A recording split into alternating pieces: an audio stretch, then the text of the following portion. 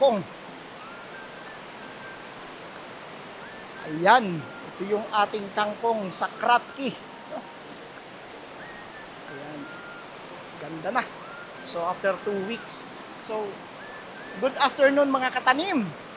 Ito na muli yung ating unlimited kangkong, no? Dito sa ating katanim box. Yung katanim box ay gawa ng Mega Packaging Corporation. No? 8 holes ang bawat isang box nito. So, bawat harvest ko, nilalagyan ko ng Kiss Plus. Yun yung ating nutrient solution dito, mga katanim. Yung Kiss Plus. Ayan. No? Siyempre, medyo malaki na tong ating greenhouse. Yung 10 liters, ang Kiss Plus na ginagamit ko. Sa medyo maliit, ng konti, pwede kayong kumuha ng Kiss Plus na 5 liters. Sa mga nag-i-start pa lang, pwede yun naman yung 1 liter. 1 liter na Kiss, mga katanim. No? Then may iron naman tayo, either or powder or liquid. Depende na sa inyo, mga katanim. No? Sa mga nag-i-start pa lang, mga katanim, pwede kayo kumuha ng 1 liter na Kiss or yung ating 500 ml. Well, meron tayong bote ng iron, mga katanim. Pwede rin kayo mag-powder ng iron, 5 liters or 10 liters. So, ito yung ating kangkong, unlimited kangkong, mga katanim. Ayan. Oh. So, pagka-harvest ko nito, katanim, konti na lang ulit ang tubig. Again, tatanggalin natin yung remaining water, din lalagyan natin ng panibago. No? Yung panibagong nutrient solution. So, again, gumagamit ako dito ng meter. No? Kasi ang kailangan dito, mga katanim, na easy ay 1.4. Sa 2 mLA at 2 mLB, mga katanim, 1.2 easy lang yan. So, kailangan 1.4 easy, mga katanim. No? 1.4 ang ating kangkong. No? Yung sa ating nutrient solution na Kiss Plus, 1.4. So, may iron, kaya hindi naninilaw. Then, maganda. No? So, ito nga, mag-harvest ulit tayo, mga katanim. Pisahan na natin. Sa pag-harvest ko dito, mga katanim, every 2 weeks nag-harvest tayo. Tama ang narinig nyo, mga katanim. Every 2 weeks nag-harvest tayo. So, sapat yung ating nutrient solution dito na Kiss Plus, mga katanim, sapat na hanggang 2 weeks para makapag-harvest tayo. So, ang linalagay ko dito, again, 1 inch from the bottom ng cup, hayaan ko lang siya. No? Ngayon, meron pa remaining, ipa-flushing ko na. Ibig sabihin, itatapon ko na o tatanggalin ko na dito sa ating katanim box. Yun yung magpapalit na ako ng bagong Kiss Plus na nutrients. No? Ang pH dito, sa mga nagtatanong ng pH, ay 6.1. No? Tatandaan, mga katanim, 6.1 ang pH. Ang easy niya ay 1.4 ang easy. Ayan, no? So, ayan, gugupitin natin, mga katanim. Again, pinupudpud ko, mga katanim.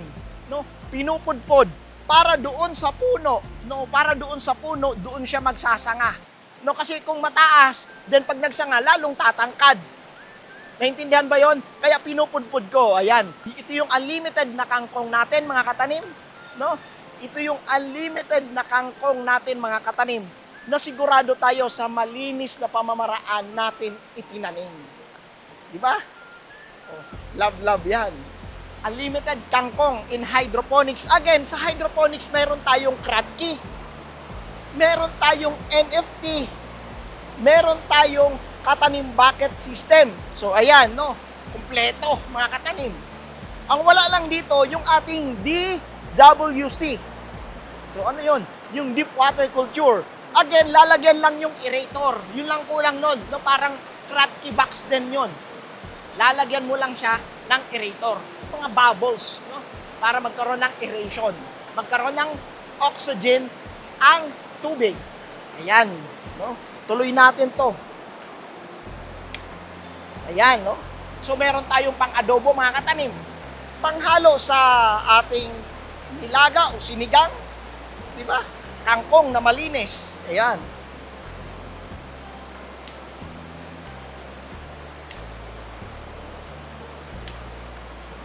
Medyo malakas ang ulan mga katanim ha. Ayan, no? So, napudpud ko na. So, bilisan natin mag-harvest para mayroon tayong hapunan. Ito yung ating dinner, kangkong, no? Ayan.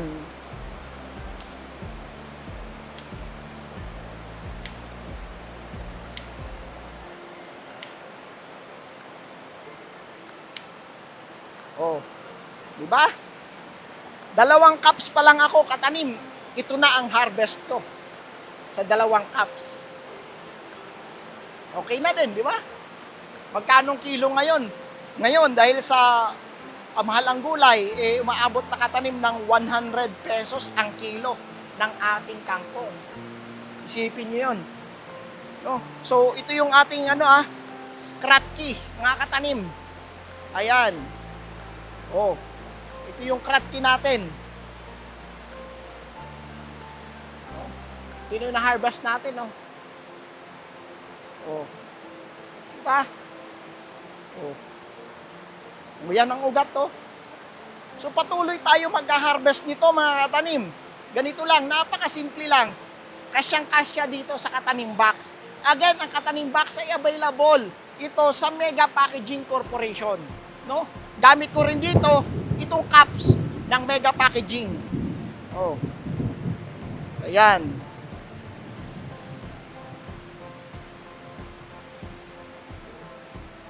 Lumilipat na yung kangkong. Itong kagandahan sa kangkong, mga katanim, dahil upright, no, mag-grow. Kaya, madali ito patubuin dito sa Katanim Box. No?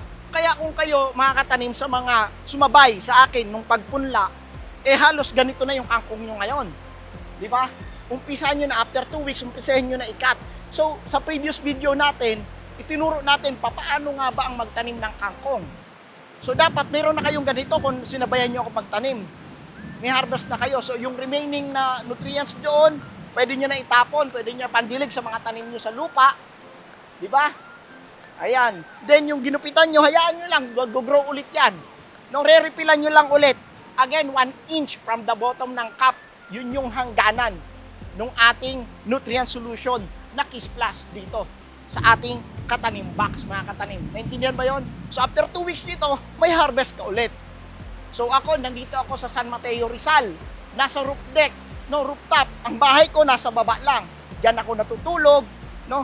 From kung tawagin from farm to table. Hindi nga hanggang table lang hanggang pupo na. Diba? From farm, oh. Nagge-generate ako ng sarili kong foods. Napaka-healthy. Di ako makain ng kanin. Diba? O, ganyan lang, may kangkong ako. O, kangkong pa lang yan. Marami tayong lettuce. Mayroon tayong pipino. And soon, may pepper tayo. Yung mga bell pepper, igigisa na lang natin yung bell pepper. O, diba? Napakamahal ng mga tanim natin. Yung ating cucumber, mga katanim, ang mahal-mahal nun. Yung Sinjel at saka Aikido, yung mga mini cucumber, at saka yung Japanese cucumber, ang mahal-mahal. Pero yun yung pagkain mo, napakadulas magdumi. No, ang dali magdumi pag kumain ka ng cucumber. At saka yung kinakain ko cucumber, walang buto, mga katanim. No? Walang seeds. Mura pa lang, hina-harvest ko na, syempre pagkain ko Ganon tayo. No? Tapos ito, walang insecticide to, mga katanim.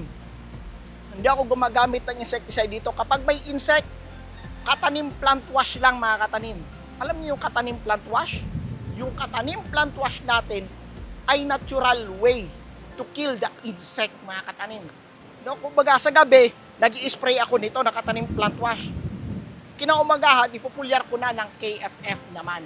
No, para ma-wash out yung mga patay na insekto diyan. No, nun, katanim. Napakatindi ng ating Katanim plant wash. Yan. Walang insect, no? Ayan, no? Walang malang creeps, walang mites. Ano yung alinis-linis, oh? Diba? Ayan, no? Ganyan katanim.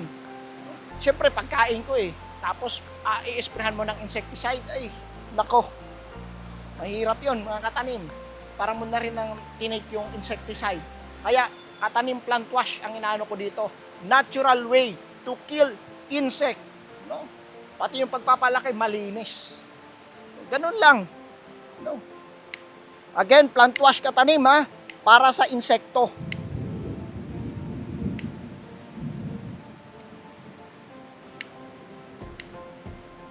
Oh. Diba, nagsanga na siya. After niya magsanga, ayan. So, medyo maliliit pa nga, pero igupitin mo na para lalo lumaki yan mga katanim. Again, ipudpud, no? Ibaba yung gupit sa ilalim.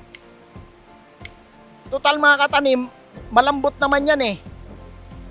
Malambot yung ano yan, yung puno ng ating kangkong. Lalo, lahat yan makakain mo. Pwede rin insalada to mga katanim ha. O tingnan mo, nagsanga na siya oh. Sa isang puno, naging dalawa na. Oh. Dahil bago pa lang yung ating kangkong, makikita nyo dito oh. Kunti pa lang, no? Kunting ano pa lang, puno. Pero soon yan, dadami na yan. Lalo pag lagi nyong nagugupitan mga katanim.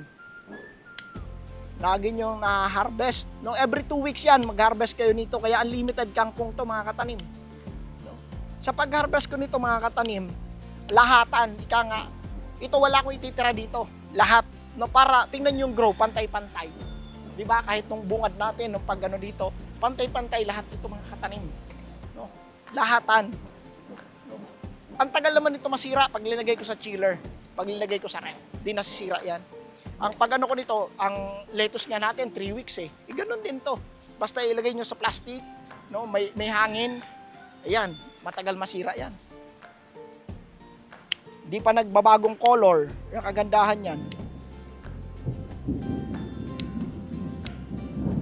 So ito, may plant wash to, may KFF to mga katanim.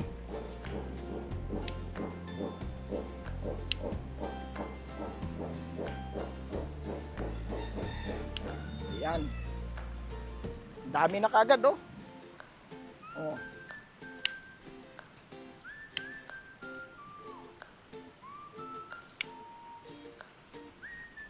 Pero mo, walang insekto yung tanim mo. Dahil sa katanim plant wash, napaka-effective nun mga katanim ha. Marami na magpapatunay nun. No, sa group natin, nandun, marami ang mag-ano yan. Marami magko-comment yung ating katanim plant wash. Super effective yan mga katanim. Ayan. Makita mo dito, pinupudpud ko. Ayan. Oh, tapos nagsasanga na siya. Yung sanga niya, pinagsangahan, magsasanga ulit yan. Ayan. Oh. Oh, ganyan lang. So, ayan, oh. Ang dami na. Oh, isipin mo yun. Ilan pa lang yung nakukuhanan ko. Diba, mga katanim? Isipin nyo na lang yan. Oh. Again, pinalaki ito sa Kiss Plus mga katanim. Gamit ko yung ating katanim box ng Mega Packaging Corporation. So, unlimited kangkong kasi cut and grow mga katanim. Hindi ka bili ng seeds nito. Again, syempre, ang seeds nito ay available sa katanim store, sa Shopee or Lazada. Yung nutrient solution na ginamit ko dito ay available din sa katanim store. Ito yung ating Kiss Plus. Ayan, sa mga nag-uumpisa pa lang, pwede naman yung bote 1 liter or 500 ml na Kiss. Kung kailangan nyo ng iron, meron namang iron na 1 liter or dito ka na sa 5 liters na iron. Ayan, mga katanim. Yun. No? So, yan, i-compare nyo na lang presyo. Again, kailangan nyo talaga dito ng foliar. Ano yung foliar? Diba? Yung foliar, yun yung pang-spray natin dito para lumaki ng maganda. Siyempre, may seaweed extract yan, may kalmag, nandiyan na lahat. No? May biotic enzyme siya mga katanim para mas maganda, no? Ma-boost yung ating tanim na hindi sakitin. Parang kumakain ka ng kanin at ulam, di ba? Kapag dito lang sa ilalim, parang kumakain ng puro kanin, di ba? Pero pag may foliar ka, ayan, may ulam na. Di ba? Yan yung para lablab yan. Nakalabas yung mga ugat to. Balik natin. Di ba? So sana naintindihan nyo yun, bakit kailangan ng foliar? Yung foliar ay pang top, pang dahon. No? Yung ating nutrient solution para naman sa root feeding natin mga katanim. So yung root feeding yan yung kanin. Yung ulam yan yung foliar. O, di ba? No, parang kulang yung ating araw. Kulang pag walang ikaw. Pag walang foliar, di ba? Parang kumakain ng puro kanin. At ang tanghali ay malabnaw, nakakapasok ang sabaw. At ang ulam ay parang walang dating. O, di ba? Kurang iti may sangaal daw, kurang no si kakit pumanaw. Awan iti ragragsak, da ito'y puso. Kurang iti rabiik, kurang no awan ka Jenny. Islam mabagtit ibiyag ko. Ang almusal ko ay bitin kung walang konting asin. O, di ba? Parang kumakain ng puro kanin. Ang tanghali ay malabnaw, nakakapaso ang sabaw. At ang ulam ay parang walang dating. Kulang ang aking araw, kulang kung walang ikaw, parang may puwang sa aking puso. Kulang ang aking gabi kung wala ka sa tabi, o munting asin ng buhay ko. Diba? Sino ba yung munting asin ng buhay mo mga katanim? No, tanong nyo sa sarili nyo, sino yung munting asin sa buhay nyo? Kapag ika'y nawawala, hapunan ay walang sigla. Totoo ba yun? Weh, ikaw ang lagi kong hinahanap-hanap. Dahil ang buhay ay payak, ang simple ay sumasarap. Dahil sa kapirasong pampaalat. Kurang iti may sangaal daw, at kurang no si kakat pumanaw. Awan iti ragragsak, da ito'y puso. Kurang iti rabiik, kurang no awan ka Jenny. Sa labat tit asin ti biyag ko. Ayun mga katanim, so tatapusin na lang natin itong ating video. Huwag kakalimutan yung gamit natin dito na nutrient solution ay Kiss Plus. Again, 1.4 easy. Ang pH natin ay 6.1. Ayan, unlimited kangkong. No? Food for the table mga katanim. Para love yan. Love, di ba mga katanim? Yan, ito yung ating kangkong.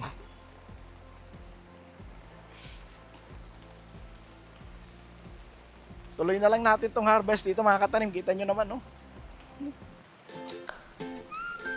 Dami pa natin i-harvest.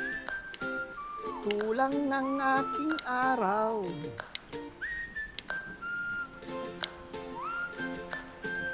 Kulang kung walang ikaw.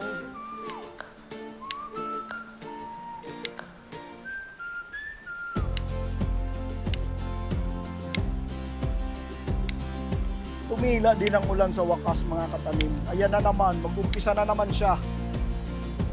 Gumanda ng panahon. No? Tapos ngayon, nag-umpisa na naman siya umulan. May bagyo kasi.